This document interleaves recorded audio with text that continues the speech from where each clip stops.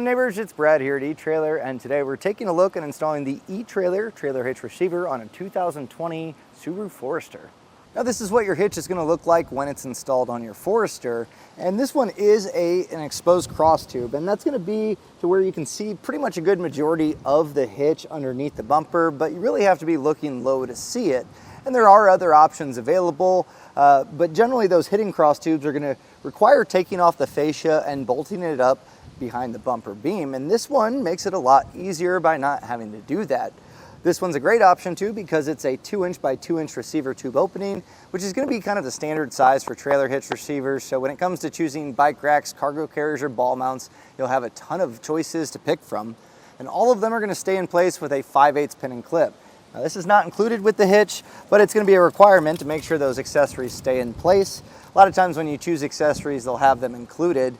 And something that you might want to consider is if you plan on leaving your accessories on the back of your Forester, looking at a locking pin and clip. And that's a good deterrent for anyone. That way they're not just walking by and taking your accessories. We have a plate style safety chain loop, so if you plan on pulling a trailer, you'll be able to hook up nice and easy with your safety chain. So we have a standard S hook. It does kind of go on at a weird angle. It's pretty open, but it's kind of a rectangle spot here. So a larger clevis style will go on there as well. You need to kind of put it at a slight angle, but you'll still be able to hook up those safety cables from your trailer. Now, if you plan on pulling a trailer with your Forester, you do want to adhere to the weight capacities, and this one's rated pretty well. In fact, our neighbors today are going to be pulling a small U-Haul down the road, and this should do a fine job of it because our gross trailer weight rating is going to be 3,500 pounds, and that's going to be the weight of the trailer plus whatever you have loaded onto it. Now, as far as tongue weight rating, it's pretty solid here at 525 pounds, and that's the downward pressure on the inside of the receiver tube opening, so your suspended accessories like cargo carriers and bike racks fit into that. Now, it's important to check the vehicle's owner's manual to see what it's capable of towing, and then compare that with the hitch numbers as well as any of the components that you'll be using, and make sure that you're not overloading any of them. Now, many accessories like cargo carriers and bike racks can be stored in a vertical position when not in use, and it's important to make sure that it works with your vehicle. So measuring from the center of our hitch pin hole to the furthest point of our fascia, we're about 2.5 inches, and you can check a lot of our vehicle test fits with bike racks and cargo carriers specifically on a Forester to see how they're going to work and interact with that. With that measurement, I don't worry too much that you should be able to fold those up with no problem. Now, keep in mind, you're probably not going to be able to open up your rear hatch with those folded up, but you just simply drop them down and you'll be good to go. If you're planning on pulling that trailer, you want to make sure that you have a ball mount that's going to keep your trailer nice and level. So from the top of our receiver tube opening to the ground, we're coming in right at about 14 inches. And what you can do is measure from the ground to the top of the coupler of your trailer and then do the math with our measurement to determine that rise or drop necessary, and that way you can get your trailer all nice and level while going down the road. Something else that you might want to pick up to complement your hitch would be 4-pole trailer wiring, and this vehicle is very easy to get that installed. There should be a plug. On ours, it was on the driver's side, and that's going to allow you to just plug in and have 4-pole wiring, and that's going to give you all your light functions for your trailer, so your running lights, turn signals, and brake lights. If you don't plan on pulling a trailer, it's still nice to have this just in case you ever need to, and when you're ready to tow, you just simply drape this over the weather stripping, close the hatch, and you'll be good to go. Now, when it comes to the installation of this hitch, it's not terribly hard to do. There's quite a few steps that you're going to need to get the car ready by basically moving stuff out of the way of the frame rail where it's going to bolt up. And that includes dropping the mufflers down if you have two. Ours just had one. A plastic cover on the driver's side. And then once you get everything down, you can choose to keep the heat shield by drilling it out. But you will need to enlarge some holes in the frame. So having a step bit, a burr bit, or something to enlarge a hole in metal is going to be key. That way you can feed your hardware up. But after that, pretty easy to do. And at the end of the day, you're going to have a great new usability from your hitch and be able to really enjoy any adventure you go on. So if you're a DIYer and you're doing this yourself, follow along in the video. We'll make sure you get it installed. And if you watch the video to decide that maybe this is beyond your scope, maybe you don't have the place to do it, the tools to do it, or even the want to do it, you can use our dealer locator to find someone close to you to get it installed. But with that being said, let's take a look at the install. To get our hitch installed, we are going to need to remove a few things to gain access to the frame rails to where we're going to put the hardware in place. And that's going to include lowering down our muffler and getting the heat shield. Whether you have one muffler or two, depending on your trim, it could be slightly different in our video, but it's going to be the similar concept. So with that being said, as we want to lower down our muffler, we want to make sure to support it so it doesn't get damaged downstream. So have a box or a ratchet strap. So I'll be using a cam buckle strap, and I'm just going to use the lower arms to create that cradle. Now you can use the box that your hitch came in. If you're doing this on your garage or driveway, basically just make sure that this isn't free hanging as we remove the isolators. Now the isolators that we're going to be tackling are going to be the ones right in front of where I put this strap, right by the rear differential. We're also going to have two of them on our muffler that we'll need to pry off. To get the isolators off of the hangers, sometimes it helps to have a little bit of soapy water to help lubricate that to pry it off. And generally a pry bar or a long flathead screwdriver is going to work really well. So I'll spray down the isolators. There's one located here and then one on the back side of the muffler. And with your pry bar, you can use the muffler and hangers as leverage. So you'll just kind of put some pressure on here. And these are very flexible, so you don't really need to worry about them ripping or anything along those lines. But using this hanger, I might be able to get some leverage to pry this off. And it doesn't matter if you remove the top or the bottom one. I found that the top one is actually easier for this one.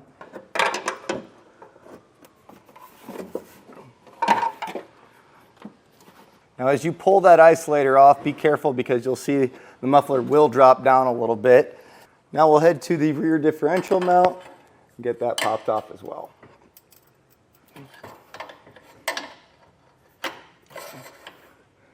And now just kind of support this even if you have that cradle so it doesn't drop on your head. And you can see this is holding us up, but also this is going to give us access to that heat shield that was above the muffler. To get your heat shield off, you can use a Phillips head screwdriver or a 10mm socket, and there's going to be 4 screws that we're going to be removing. So we'll get those all taken down and set our heat shield aside.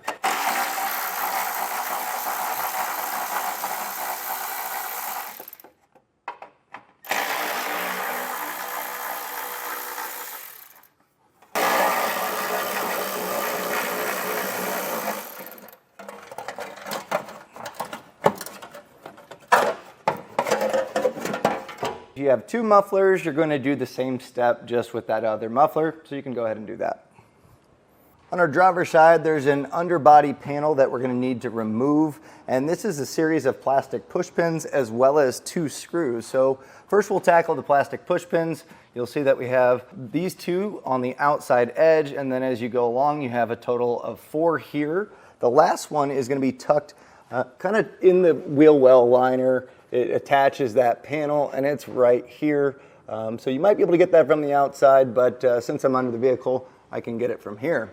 And your plastic push pins have 4 slots, and that's going to allow you to either use a trim panel tool or even a flathead screwdriver to get these removed. And super plastic push pins are pretty robust, so just take your time here, but you should be able to separate the center portion first, and then the rest of it should come out with it. If it does separate, that's fine. Just make sure that you have both pieces, and you're going to want to put these in a safe place because we'll be reinstalling them later.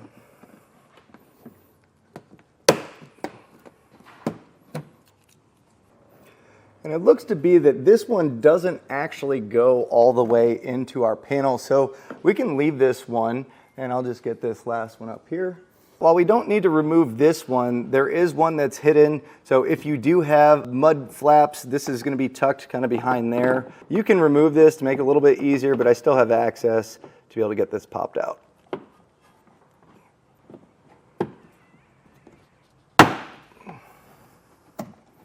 We'll head to the frame rail where we have our 2 screws. So again, either a Phillips or a 10mm to get these removed.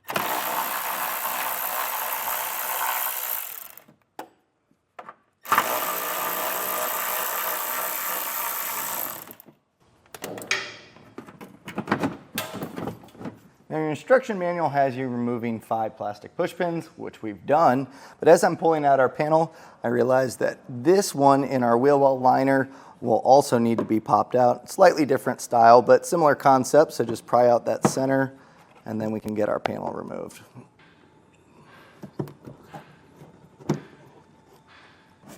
Now we should be able to get this panel out.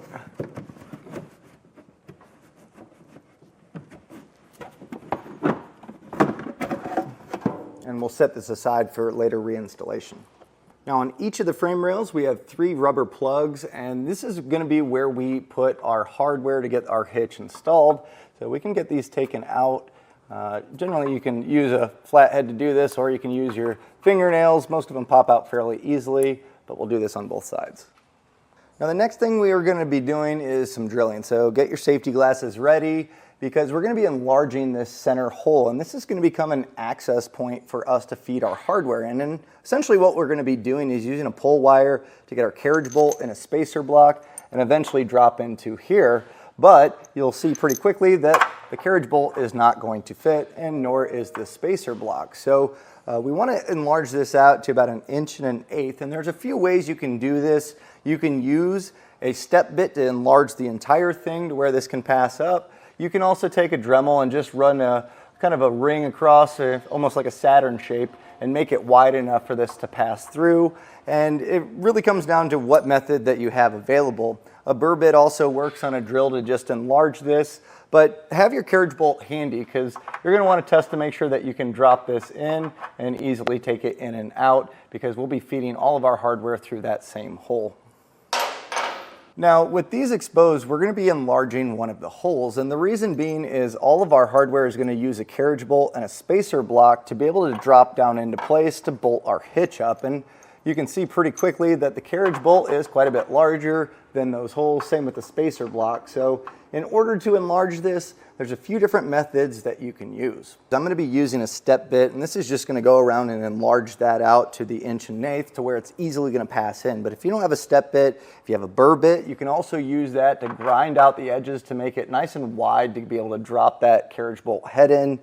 You can also use a Dremel to do the same thing, but really it comes down to whatever you have handy to be able to enlarge this enough to get our hardware passed in. So I would recommend having your hardware handy so you can test that as you go. You really don't want to go too large, but our spacer block is going to cover anything up as far as spanning that for structural integrity. So whatever works well, go ahead and use that. Just make sure you have safety glasses, and a lot of these burrs that are going to come off are going to be pretty hot. So just be careful while doing this.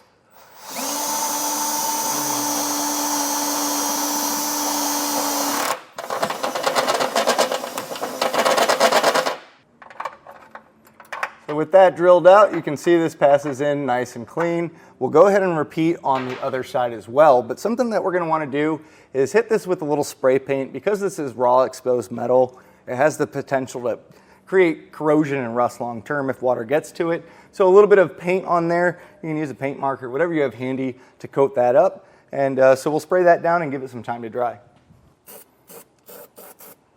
While that paint is drying, you can determine whether or not you're going to reinstall your heat shield. And you don't have to. If you are going to be putting it back in place, we can get that modified now, because we'll need to drill out holes, and that's where the holes for the hitch are going to be in place, or the hardware is going to poke through, and it makes it pretty easy. You'll find that there's a dimple right on the inside of the R and one on the M. So we're going to drill these out to 5/8 diameter. So I have a drill bit here, but again, you can use whatever method you have to enlarge these portions.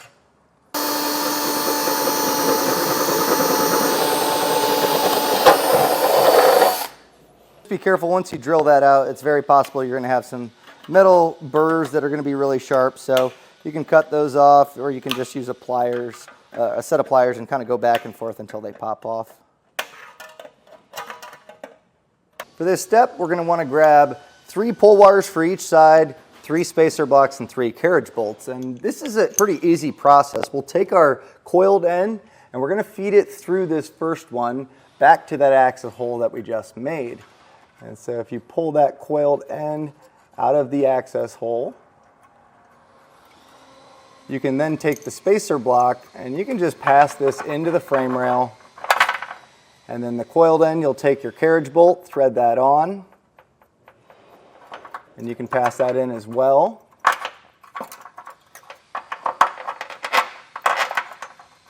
And then just kind of pull through and jostle it around until you get this to drop in. Now, I would keep the pull wire on. That's going to help because we can raise the hitch with these in place, and it's going to keep it from popping those back on the frame rail and having to find them. So keep these attached. So I'm going to do the same process on this back hole, and then we'll be doing a reverse fish wire technique on this one. Very easy to do, but I'll show you that in a second. The reverse fish wire, you'll just take the spacer block, feed that over the coiled end, and hold on to it. And then you thread on your carriage bolt, and then pass both of them up,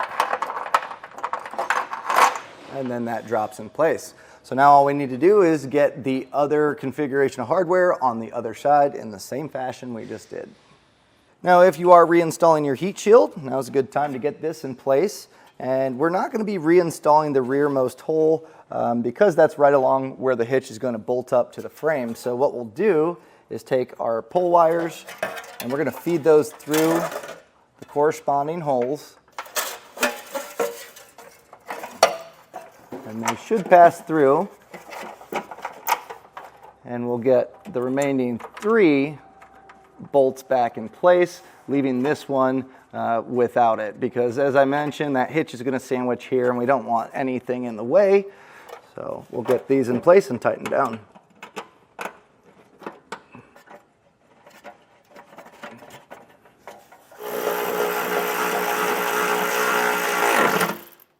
Now we're ready to get a hitch up in place. I recommend having 1 serrated flange nut on each side, and an extra set of hands sure makes this a lot easier. So I have Jesse helping me here, and what we'll do is take the corresponding fish wire and feed it through the holes.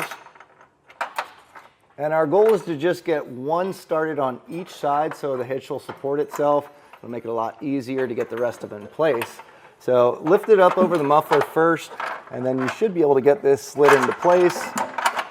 And once these drop in, what you can do is pull off the pull wire on one of them, and if you put tension on it with either your finger or the hitch, that'll keep that from pushing up. And then from there, you just get this started by hand, and once you have 1 on each side, you'll be able to get the other ones no problem.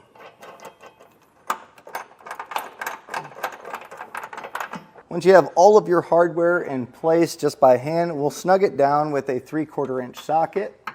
And you don't need to get crazy here, so hand tools or something that's not super powerful is going to work just fine, because we're going to come back with a torque wrench right after this to make sure that it's properly torqued down.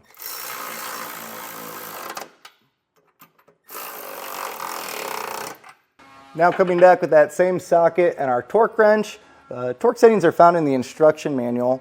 And this is going to be important. It's going to make sure that it's tight enough, obviously, to use your hitch for towing or accessories, but also not too tight, putting stress on any portions of the hardware or the frame of the vehicle. And if you need a torque wrench, we have them available here at eTrailer. You can generally go to an auto parts store and rent one for free, but we'll just go through and get these all properly torqued down.